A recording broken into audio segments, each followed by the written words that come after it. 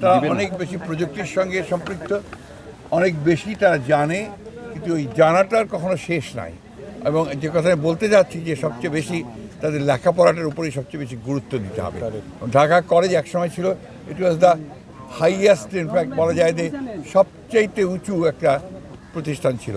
ওই গৌরবটা যেন আমরা না হারাই। স্যার এখানে দেবো না। আমি আপনার ঢাকা কলেজের ইউনিয়নে এসেছি, আমি ঢাকা কলেজে পড়াশোনা করেছি, সেই প্রাগৈতিহাসিক যুগ বলতে পারেন, 1963-65 ব্যাচের ছিলাম আমি। এখানে এসে আমি পেয়েছি একেবারে হাল নাগাদের যারা বেরিয়েছেন কলেজ থেকে, তাদেরকেও পেয়েছি। আমরা ওই জন্য বললাম যে প্রাগৈতিহাসিক যুগের ছাত্র আমরা।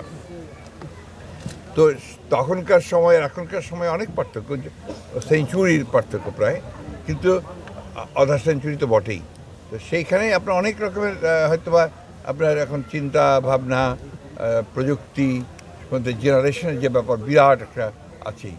তো আমি খুব গর্বিত বোধ করি যে আমি ঢাকা কলেজের ছাত্র, এবং আমাদের এই কলেজে আমি যা শিখেছি, আমি যা দেখেছি, ছাত্র রাজনীতিরও একটা আপনার বিটার এক্সপিরিয়েন্সেস আমাদের আছে সেই সময়কার।